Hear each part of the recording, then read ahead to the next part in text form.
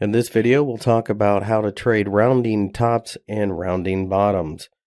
So a rounding top, as I'm sure you can imagine, is at the top of a move higher, and a rounding bottom is at the bottom of a move lower. It takes a little bit of artistic license to identify these patterns, but as a general rule, it's basically when, in the case of a rounding top, when the market does this, and a rounding bottom like this at the bottom of a downtrend at the top of an uptrend.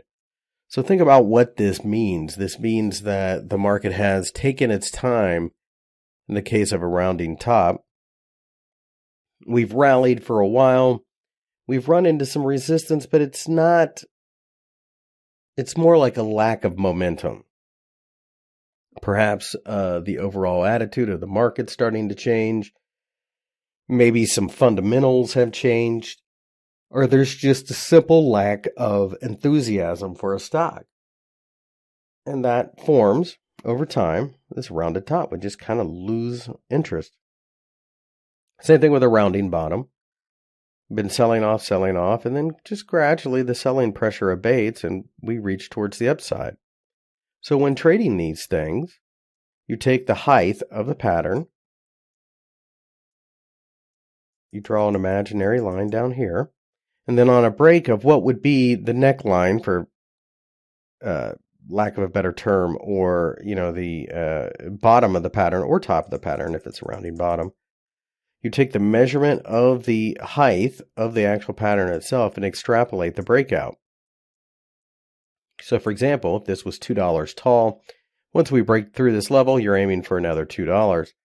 Your stop loss goes about halfway into the pattern, quite frankly, because if you get a breakdown and then you break back up into it, then it's not really sticking and it's just more kind of back and forth. So a rounding top can be identified as such. You can see that clearly the market has just tried to rally and this just couldn't hang on to it. And there's your pattern. The height is from 27 to 29.50. So that would be $2.50 from the breakdown from 27. So you're looking for 24.50, and that is exactly where you end up. You do get a little bit of a pullback, and you do get another chance to enter based upon this previous support. So sometimes you get that opportunity as well if you miss it.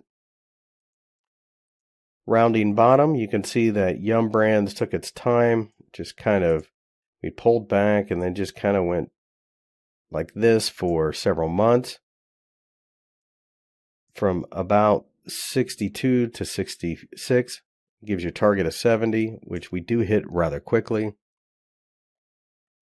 The nice thing about these patterns is they take a long time to set up, so you can keep your eye on them for quite some time. Also, something else that I would point out is the longer the time that it takes to form the pattern, the more impressive it will be, because it takes a lot more order flow to make these moves.